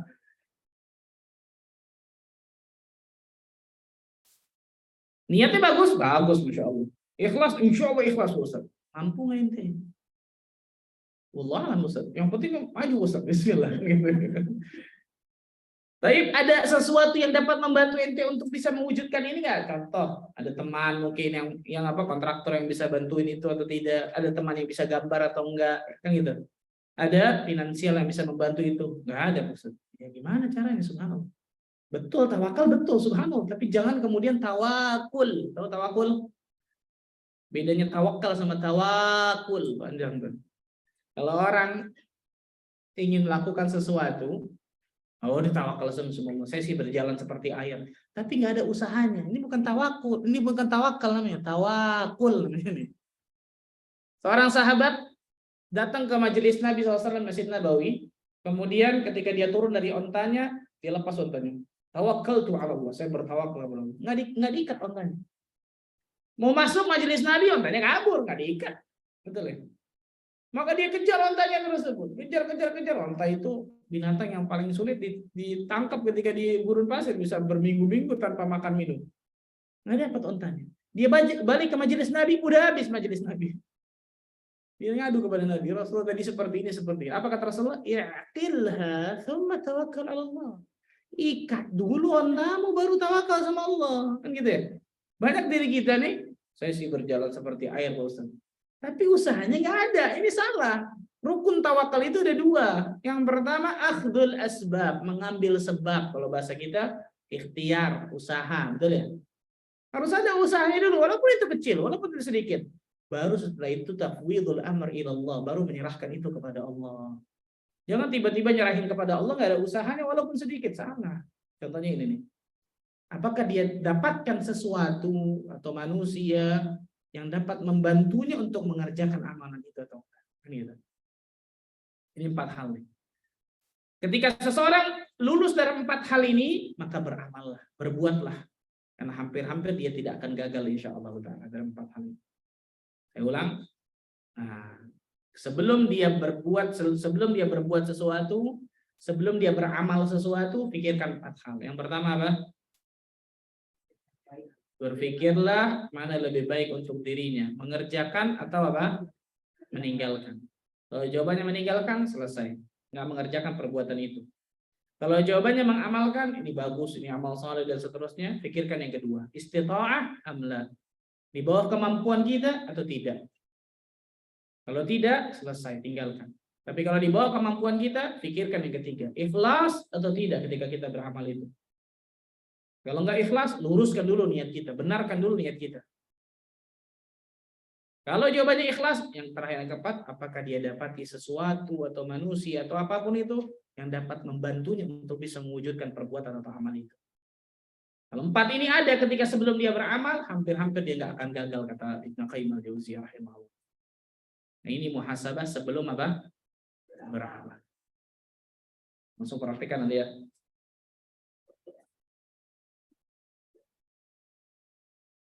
Yang kedua, muhasabah setelah beramal. Nah, ini yang banyak manusia ini. Muhasabah, mengintrospeksi diri kita setelah beramal. Yang kemarin nih amal-amal yang sudah kita lakukan, nah sekarang kita muhasabah nih, apa saja? Mulainya dari mana nih? Disebutkan oleh para ulama, muhasabah setelah beramal ada banyak, tapi kita cukupkan mungkin hanya 5 ya. Yang pertama, muhasabah setelah beramal yang pertama, muhasabah dalam hal yang wajib, dalam hal yang Allah wajibkan kepada kita dulu. Jadi kita mengintrospeksi diri kita mengoreksi diri kita dari hal-hal yang Allah wajibkan kepada diri kita dulu. Kemudian setelah itu yang sunnah. Ini masih yang pertama ya. Masih yang pertama nih. Mengoreksi diri kita dari hal-hal yang wajib. Kemudian setelah itu yang sunnah. Nah, berarti yang paling jelas pertama kali kita muhasabah hal-hal yang apa? Yang Allah dan Rasulnya wajibkan kepada kita. Ini yang paling pertama. Setelah itu kemudian yang sunnah. Contohnya apa? Pasti itu jawabannya insya Allah. Salat. Apa rukun Islam pertama? Rukun Islam pertama salat, gimana ceritanya nih? Subhanallah. Syahadatain, betul ya? Kayak terhipnotis loh itu salat. Syahadatain, 2 kalimat syahadat, betul? Berarti yang paling wajib pertama yang harus kita introspeksi bagaimana akidah kita, bagaimana tauhid kita, betul ya? Berapa banyak kaum muslimin ketika ditanya apa makna la ilaha illallah, nggak tahu. Ada berapa syarat sah la ilaha illallah, nggak tahu. Ada berapa rukun dari kalimat la ilaha illallah, nggak tahu. Ada berapa pembatal kalimat la ilaha illallah, nggak tahu. Apa saja konsekuensi dari wa anna Muhammadar Rasulullah, syahadatul Rasul, nggak tahu. Syahadatain yang pertama masalah tauhid. Tauhid terbagi berapa oleh para ulama? Apa makna tauhid uluhiyah dan seterusnya. Paling pertama jelas masalah akidah yang benar, tauhid yang benar, subhanallah. Penting subhanallah. Mungkinkah yang kedua, yang ketiga, keempat, kelima dari rukun Islam, sholat, puasa, zakat, haji, ada syarat sahnya, ada rukunnya, ada pembatalnya, betul? Kan semuanya ada, betul? Ada syarat sah sholat, ada pembatal sholat, ada rukun sholat. Ada syarat sah zakat, ada pembatal zakat, ada rukun zakat. Puasa begitu juga, haji begitu juga. Yang pertama, syahadatain. Mungkinkah nggak ada syarat sahnya? Mungkinkah nggak ada rukunnya? Mungkinkah nggak ada pembatalnya? Yang kedua sampai yang kelima ada semua, masa yang pertama nggak ada? Yang paling penting nih, yang memasukkan seorang ke dalam Islam loh. Kalau orang itu misal ada orang sholat, lihat orang kaum muslimin sholat, saya mau sholat, kayaknya enak sholat. Kaum muslimin puasa Ramadan kemarin, saya mau puasa. Tapi dia nggak ucapin syahadat. Ada faedahnya? Nggak ada, betul ya? Kan gitu. Maka yang pertama syahadatain, 2 kalimat syahadat, asyhadu an la ilaha illallah wa asyhadu anna Muhammadar Rasulullah. Ada 2, syahadatullah dengan syahadatul Rasul. Syahadat persaksian tentang Allah bahwa tidak ada ilah, nggak ada Tuhan yang berhak diibadahi dengan benar melainkan Allah Azza wa Jalla. Syahadatullah. Ada konsekuensinya masing-masing. Ada syarat sahnya, ada rukunnya, ada pembatalnya, ada konsekuensinya dan seterusnya. Yang kedua syahadatul Rasul, wa anna Muhammadar Rasulullah atau wa asyhadu anna Muhammadar Rasulullah. Ada konsekuensinya 1, 2, 3 dan seterusnya. Berapa banyak kaum muslimin ketika ditanya apa saja rukun la ilaha illallah menggelengkan kepalanya, enggak tahu. Ini yang paling wajib loh, betul ya? Yang paling wajib.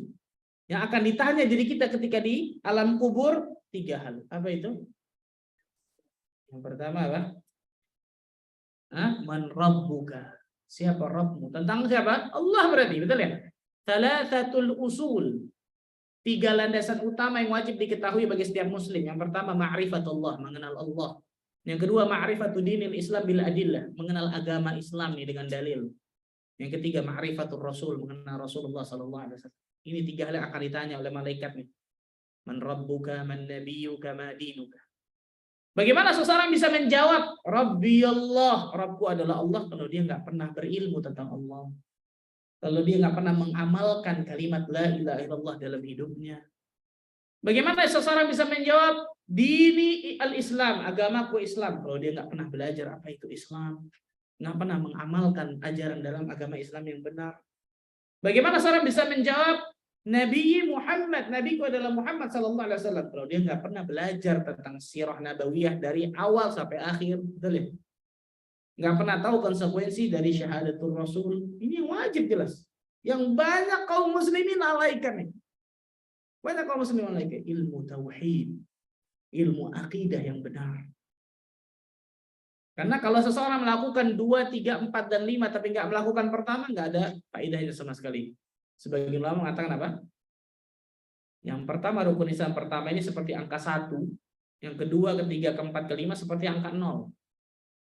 Kalau dia tidak melakukan yang pertama, tapi melakukan yang kedua sama yang kelima, 0, 0, 0, 0, 0. Ada angkanya nggak berarti? Nggak ada.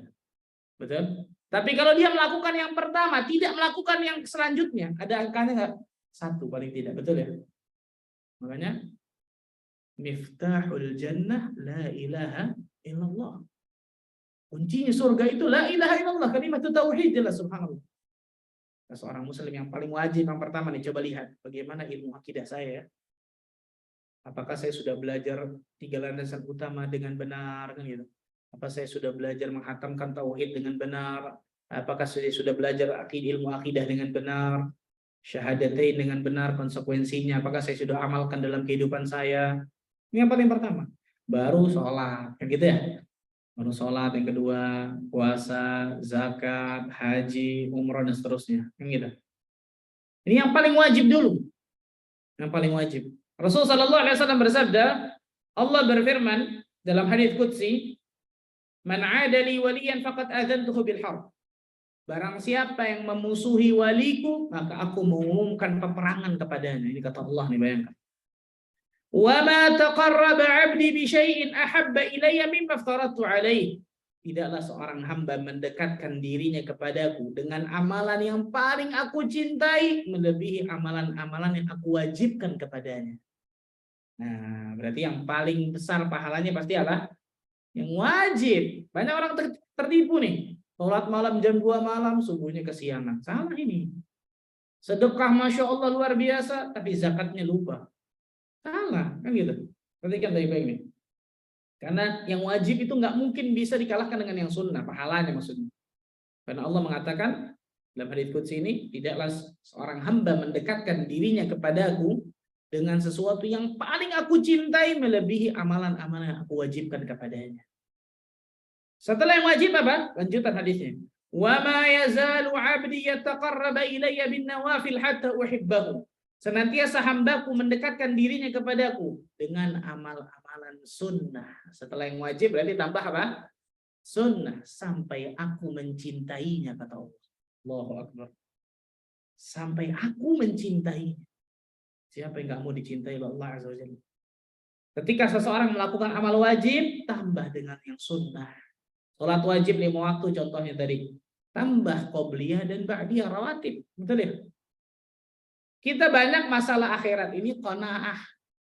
Tahu qanaah masalah akhirat? Masalah dunia kagak qanaah. Sholat 5 waktu nih. Tambah qobliyah ba'diyah udah cukup. Saya qanaah kok ini 5 waktu ini. Nggak ada yang namanya akhirat, nggak cerita qanaah. Namanya akhirat fastabiqul khairat, berlomba-lomba dalam kebaikan masalah akhirat. Kalau masalah dunia baru qanaah, betul. Itu sering bolak-balik kaidah nih, subhanallah. Masalah akhirat qanaah, cukup saya cukup kok masalah ini. Subhanallah. Itu ya, ada qobliyah, ada ba'diyah, contoh masalah sholat. Ketika zakat ada sedekah kan gitu. Udah saya sudah zakat kok. Infak beda lagi gitu. Ini wajib, ini sunnah. Puasa sunnah, udah kok kemarin puasa sunnah sebulan dari puasa Ramadan, udah cukup sebulan deh. Ada puasa sunnah lainnya kan gitu, subhanallah. 6 hari bulan Syawal contohnya, betul ya. Nanti ketika Dzulhijjah ada 9 hari di awal bulan Dzulhijjah, atau puasa Arafah paling tidak tanggal 9 Dzulhijjah, ada puasa Tasu'a, Asyura, lakukan itu. Ketika haji ada umrah kan gitu, dan seterusnya. Nah, karena Allah Azza wa Jalla akan menghisap amalan seorang hamba, itu pasti yang Allah wajibkan dulu baru yang sunnah. Perhatikan hadis ini. Dalam hadis yang sahih yang diriwayatkan oleh Imam Abu Dawud, At-Tirmidzi dan juga lainnya, inna awwala ma yuhasabun nasu bihi yaumal qiyamah min a'malihim as-shalah. Sesungguhnya amal manusia yang paling pertama dihisap kelak nanti di hari kiamat adalah salatnya. Nah, makanya pantas tadi Bapak Ibu jawabnya sholat, betul. Yang paling pertama dihisab adalah sholat. Qala yaqulu Rabbuna azza wa jalla li malaikatihi wa huwa a'lam. Allah berfirman kepada para malaikatnya, padahal Allah lebih tahu. Unzuru fi salati 'abdi atammaha aw naqasaha. Coba lihat, kata Allah kepada malaikat nih. Coba lihat kepada salat hambaku. Sempurna atau ada kekurangan pada salat wajibnya. Fa in kanat tamah kutibat lahu tamah. Apabila memang sempurna salat wajibnya semua, catat kesempurnaan, kata Allah. Berarti bagus. Wa in kana taqasa minha syai'an. Tapi kalau salat wajibnya ada kekurangan, qal, Allah berfirman kepada malaikat, unzuru hal li 'abdi min tatawwu'. Coba lihat hambaku punya salat sunnahnya enggak? Subhanallah. Ya, ini diantara keutamaan amal-amal yang sunnah. Contohnya salat sunnah. Melengkapi sesuatu yang wajib kalau yang wajib ini ada kekurangan. Menambal kalau ada kekurangan. Bahkan bisa menghiasi yang wajib itu.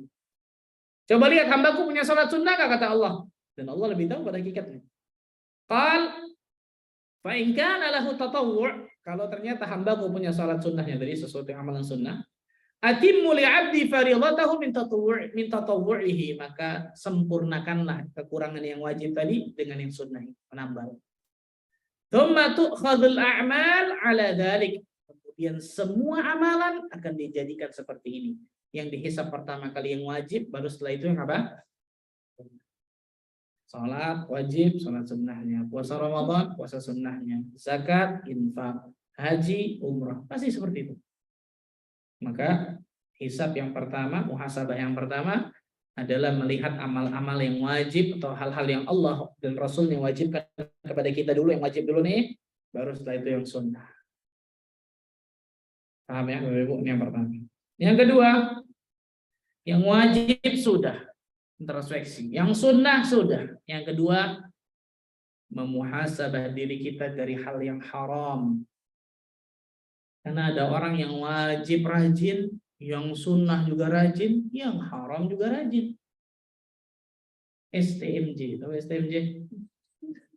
Susu telur madu jahe, bukan. Sholat terus maksiat apa? Jalan. Ini salah ini. Gimana ceritanya? Ya saya sholat Ustaz. Maksiat sama. Gitu.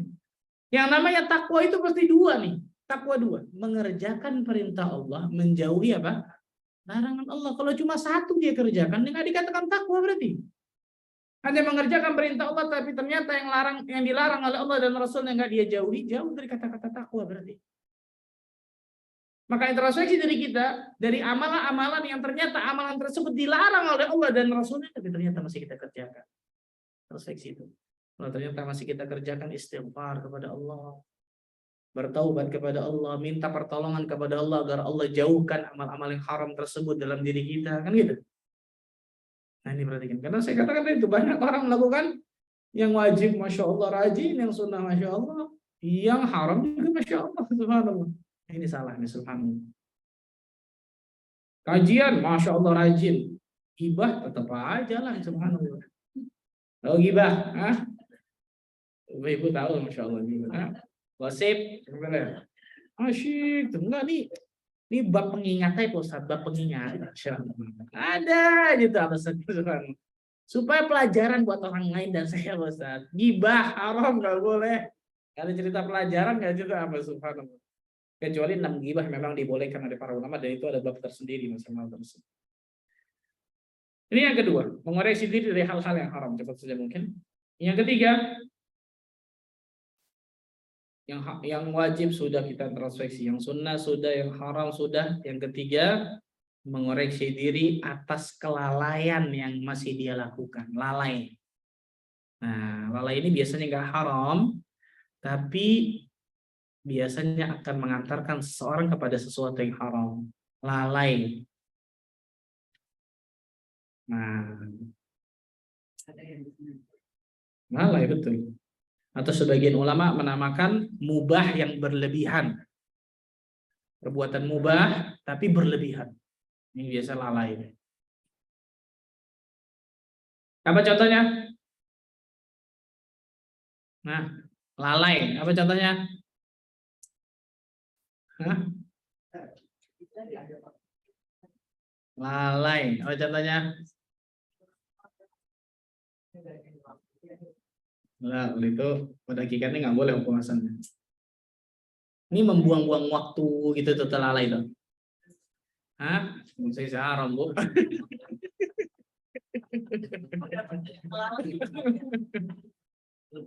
Apa? Nonton film, ayo nonton TV asyik itu dari pagi sampai malam asyik itu subhanallah. Main game itu subhanallah. Ini persis nih teman saya. Ini ngomong sendiri, Ustaz. Saya semuanya insya Allah bisa, Ustaz. Cuma satu yang belum, Ustaz. Apa kata saya? Main game. Udah punya anak 2 nih teman saya nih, bener. Kok bisa tuh main game? Main gamenya sama keponakan di bawah dia, bayangkan subhanallah. Saya dari kecil Pak Ustaz, dididik sama orang tua saya itu game luar biasa. Jadi sampai saya besar, itu game ini pasti saya selalu ikutin.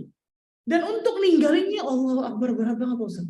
Ujian manusia macam-macam ya subhanallah. Pertanyaan yang lucu nih pertanyaannya, tapi main game gak haram kan Pak Ustaz? Nanya apa ngejas nih? Main game gak haram kan Pak Ustaz? Saya mau tanya, Tayyib, dalam main gamenya tersebut ada wanita buka aurat nggak? Ada Pak Ustaz. Tayyib satu. Yang kedua, dalam game tersebut ada musik dan nyanyian nggak? Ada Pak Ustaz. Tayyib apa lagi yang jawab sudah, nggak usah yang jawab sudah cukup insya Allah. Kelalaian biasanya akan mengantarkan kepada sesuatu apa? Yang haram, kemaksiatan. Hati-hati. Atau minimal kata para ulama, kelalaian atau mubah yang berlebihan ini, kalau dia tidak melakukan sesuatu yang haram, maka dia jalan di tempat tidak melakukan sesuatu yang sunnah. Betul ya? Minimal itu, kalau dia enggak saya nggak lakukan yang haram Ustaz. Baik, minimal pasti sesuatu yang sunnah Anda tinggalkan. Lalai. Duduk kongko-kongko di kafe. Sesekali silakan. Boleh ngajak anak istri, silakan kan gitu. Tapi kalau kerjaannya tiap hari duduk-duduk ini, wah subhanallah, berjam-jam luar biasa. Lihat tadi, apa? Memanfaatkan waktunya dengan apa? Bukan nggak boleh ya, perhatikan. Salah ini, bukan nggak boleh, tapi jangan apa?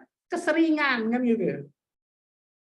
Ke mall, wah ini mat ke mall betul ya. Ibu-ibu, wah asyik nih. Dan saya bingung kalau ibu-ibu suka. Saya nggak tahu bapak kayaknya sama misalnya. Kalau kita mau beli sesuatu, datang ngelihat set beli selesai. Kalau ibu-ibu nggak bisa gitu tuh. Lihat, tak dulu ada yang bagus kayaknya yang lain. Muter, masya Allah, balik ke situ.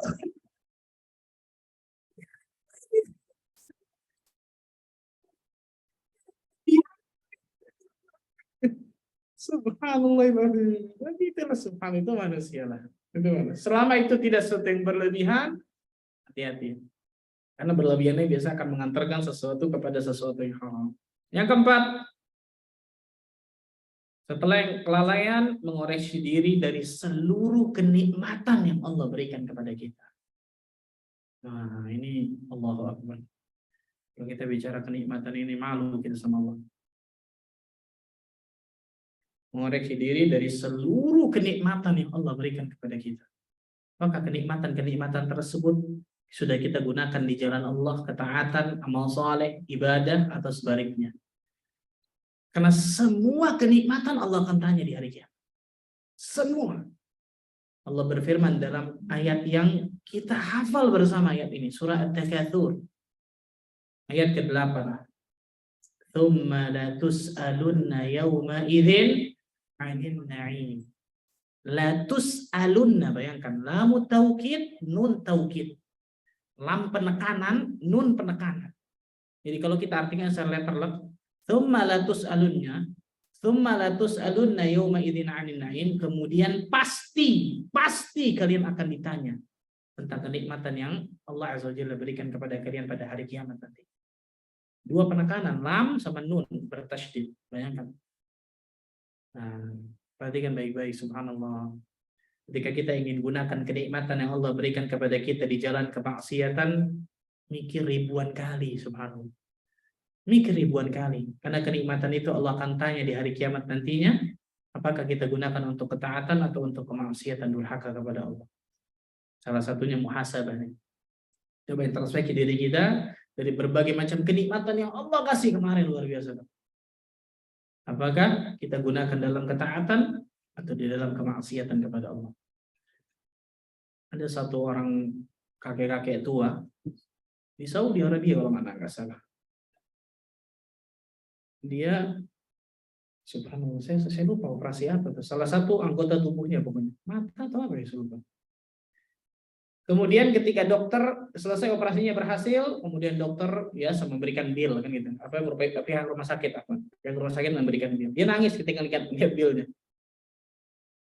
Ketika lihat orang yang ngasih billnya pihak rumah sakit, kenapa Pak? Apa kemahalan kita bisa kurangi? Oh, bukan Pak. Saya mikir, selama ini saya menggunakan kenikmatan ini dari Allah Azza wa Jalla. Allah Tabaraka wa Ta'ala nggak kasih bill ke saya. Gratis. Bayangkan. Sakit sedikit doang, harus operasi, billnya semahal ini, bayangkan. Ar-Rahman, Ar-Rahim, bayangkan, subhanallah.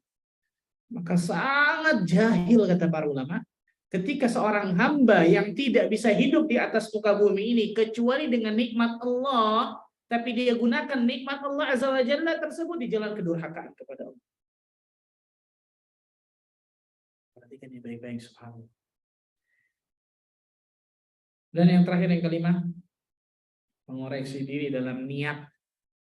Nah, niat lagi nih. Apakah niat kita lillah atau li ghairillah? Ketika kita berbuat sesuatu, apakah lillah, ikhlas karena Allah, atau karena selain Allah Tabaraka wa Ta'ala? Ini secara singkat mungkin dari pembahasan kita masalah muhasabah. Semoga Allah Azza wa Jalla berikan kemudahan diri kita untuk bisa mengamalkan. Silakan mungkin kalau ada pertanyaan. Nanti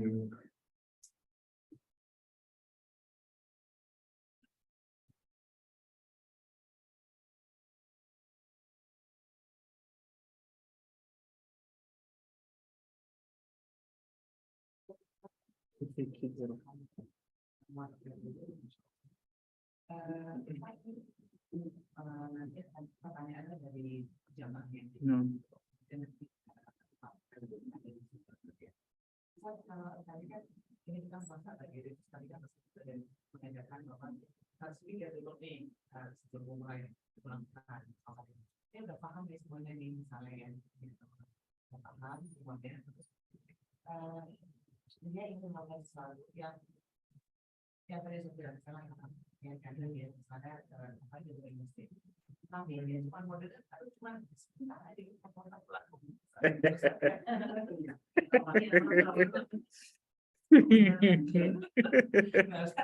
Itu dia dengerin ya dia dari sifat ya dalam dengar lagu itu.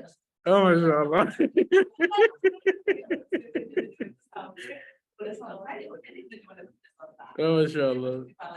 Jadi gimana nih Ustaz? Makanya tadi saya nggak tahu pertanyaan. Iya. Nah, subhanallah. Para ulama mengatakan apa? Idza ra'aita ar-rajul yaf'alu al-haram aw ya'malu bil haram fa'lam anna lahu akhawat. Ini yang pertama ya, jawaban pertama. Jika kalian melihat seseorang yang melakukan sesuatu yang haram, maka ketahuilah sesuatu yang haram ini biasanya akan mengajak teman-teman yang lain. Apa maksudnya? Satu orang melakukan sesuatu yang haram, biasanya dia akan melakukan keharaman yang lain. Yang haram ini biasa akan mengundang teman-teman yang lain. Ya subhanallah. Dan benar subhanallah. Contoh, orang ketika berdusta. Contoh ya. Kita namu ke rumah orang. Diajak makan. Makan. Oh, enggak, saya sudah. Padahal belum nih. Misal belum. Padahal bilang aja saya nggak mau, kan gitu ya. Enggak, saya sudah makan. Oh, udah makan di mana? Pertama bohong, betul ya? Ini contoh aja ya. Contoh pertama, bohong, udah makan, padahal belum. Di mana makan tadi? Oh, di sini. Makanannya enak nggak tadi itu? Ini orang nanya juga fudul juga luar biasa, nanya dengan sebetulnya. Makanannya enak, makan apa tadi? Subhanallah, emang di sini.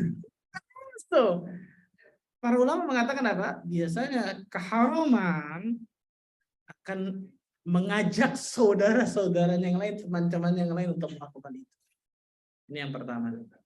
Maka jangan remehkan Ketika seseorang melakukan sesuatu yang haram, ya kecil deh Ustaz, kecil dikit deh. Yang kedua kata para ulama, Bilal bin Sa'ad rahimahullahu taala berkata, "La tanzur ila sigharil khati'ah, walakin unzur ila 'idhami man 'asaitah." Jangan kalian melihat kepada kecilnya suatu kesalahan yang kalian lakukan, tapi lihatlah kepada zat yang telah kalian durhakai, Allah tabaraka wa ta'ala. Pantaskah kalian berbuat kedurhakaan kepada Allah azza wa jalla, di lain pihak Allah selalu berikan kenikmatan kepada kalian? Kalau ada seorang anak yang dididik luar biasa sama orang tuanya, diberikan berbagai macam kasih sayang dari orang tua kepada anaknya, ketika besar berbuat sedikit saja kedurhakaan, nggak banyak, dikit aja, orang-orang pasti akan mengatakan apa? Oh, anak durhaka. Betul ya? Padahal orang tua nggak bisa berikan kesehatan kepada kita, nggak bisa berikan hidayah, nggak bisa berikan surga dan seterusnya. Betul? Allah Rabbul Izzati wal Jalalah memberikan berbagai macam kenikmatan kepada kita yang kita tidak akan pernah bisa untuk menghitungnya nikmat itu. Wa in ta'uddu nikmatallahi la tuhsuha, kata Allah. Jika kalian ingin menghitung-hitung nikmat yang Allah berikan kepada kalian, Allah katakan la tuhsuha. Kalian nggak akan sanggup untuk dapat menghitungnya. Innal insana la zalumun kafar. Sesungguhnya manusia sangat zalim dan sangat ingkar terhadap nikmat yang Allah berikan kepadanya. Bayangkan, kita nggak buat maksiat aja, zalim, ingkar, apalagi buat maksiat, lebih parah lagi. Ini yang kedua. Yang ketiga kata para ulama, sebelum kita berbuat kemaksiatan, coba pikirkan beberapa hal. Coba pikirkan beberapa hal. Ini diantara para ulama menyebutkan, seorang ulama ketika ditanya, ada satu orang datang kepada ulama minta izin. Ya Syekh, anak boleh maksiat nggak? Anak mau melakukan kedurhakaan kepada Allah, boleh nggak? Kata Syekh ini boleh, tapi 5 syaratnya. Apa syaratnya Syekh? Saya akan lakukan syarat 5 itu tuh. Yang pertama, kalau ente mau melakukan maksiat, jangan melakukan maksiat dengan nikmat Allah.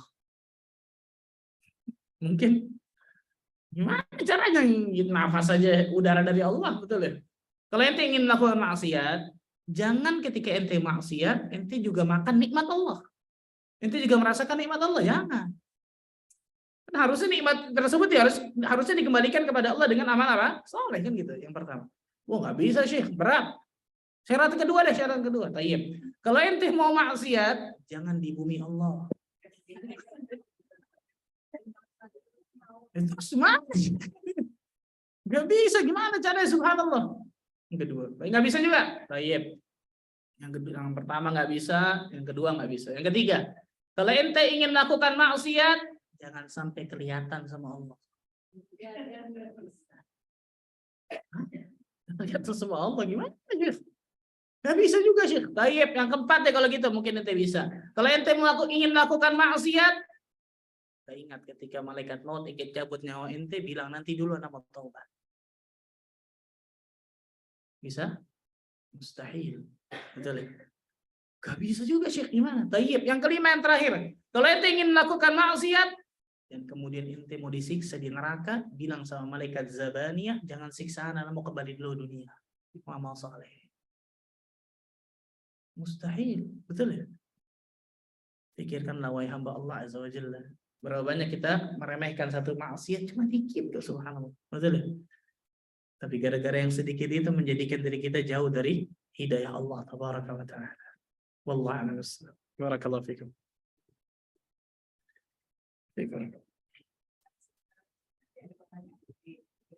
Silakan, ada yang bertanya. Para bapak ada yang bertanya.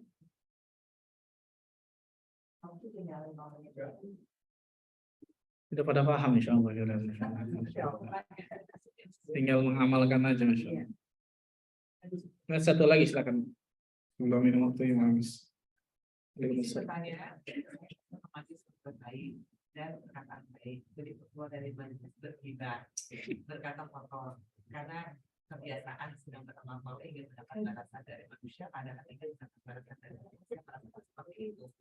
Bagaimana solusinya serta melupakan adanya orang fasik, tadi kan ada di firman Allah banyak mengejar yang belum pasti, saya merasakan, dan saat yakin ingin tempat kita cita-citakan, tetapi suka ragu kematian siapa kembali belum tahu sampai kapan. Nah, jawabannya para ulama mengatakan singkatnya, la taj'alillah ahwanun nadhirina ilaik. Jangan engkau menjadikan Allah sebagai pengawas terendah dalam kehidupan. Jangan engkau jadikan Allah sebagai pengawas terendah dalam kehidupan. Harusnya kita jadikan Allah sebagai pengawas apa? Tertinggi. Kalau kita 24 jam dipantau CCTV, gimana tuh gerak-gerik kita? Padahal CCTV itu mungkin nggak tahu apa yang kita ucapkan, karena biasa CCTV cuma gerak ya, walaupun ada sekarang yang lisan. Dan CCTV itu sudah pasti nggak tahu apa yang kita rasakan dan pikirkan dan juga petikkan dalam hati kita. Nggak mungkin tahu. Allah tabaraka wa ta'ala al-alim, as-sami', al-basir, al-khabir, seterusnya, al-jabbar, al-malik, al-quddus, dan seterusnya. Kenapa kita sering menjadikan Allah azza wa jalla sebagai pengawas terendah dalam kehidupan kita?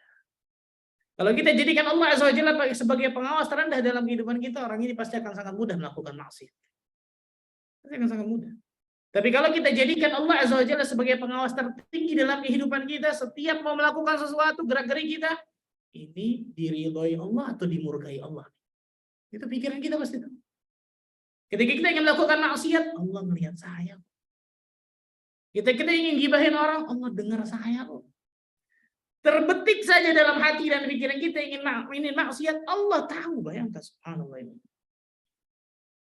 Maka jangan menjadikan Allah azza wa jalla sebagai pengawas terendah dalam kehidupan kita. Itu selamat kita insyaallah dunia akhirat. Tapi kalau kita menjadikan Allah azza wa jalla sebagai pengawas terendah dalam kehidupan kita, ini bahaya nih, subhanallah. Dan orang yang menjadikan Allah sebagai pengawas tertinggi dalam kehidupannya, dia nggak mungkin merasa dirinya selalu sendiri. Walaupun mungkin di dalam ruangan sendiri, nggak ada orang. Mau buat apapun, nggak ada manusia yang melihatnya. Tapi dia nggak akan pernah berasa sendiri dirinya. Ada malaikat di kanan kiri yang selalu mencatat amal perbuatannya. Ada Allah azza wa jalla yang selalu melihat gerak-geriknya, dan seterusnya. Jangan jadikan Allah sebagai pengawas terendah dalam kehidupannya. Ini salah satu cara, kata para ulama, menjadikan diri kita selalu bertakwa. Dan yang kedua yang paling penting, isti'anatu billah, minta pertolongan kepada Allah. Doa kepada Allah azza wa jalla agar Allah selalu jadikan diri kita jadi orang-orang yang takut kepada Allah azza wa jalla. Itu mungkin yang saya bisa sampaikan ya. Semoga Allah tabaraka wa ta'ala selalu berkahi pertemuan kita. Semoga Allah azza wa jalla jadikan diri kita termasuk golongan hamba-hamba Allah yang selalu Allah berikan hidayah taufik untuk meniti siratal mustaqim. Sampai nanti Allah azza wa jalla wafatin diri kita semua dalam keadaan husnul khatimah. Jazakumullah khair wa barakallahu fikum, terutama kepada pihak masjid, Bapak Tatang, masyaallah jazakallahu khair, Ibu. Semoga Allah azza wa jalla berikan seluruh langkah hidayah kita selalu menuju siratal mustaqim, dan Allah bisa kumpulkan kita semua nanti di surga firdaus tanpa hisab dan tanpa adab. Allahumma amin rabbal alamin. Subhanakallah bihamdika asyhadu an la ilaha illa anta astaghfiruka wa atubu ilaik. Assalamualaikum warahmatullahi wabarakatuh.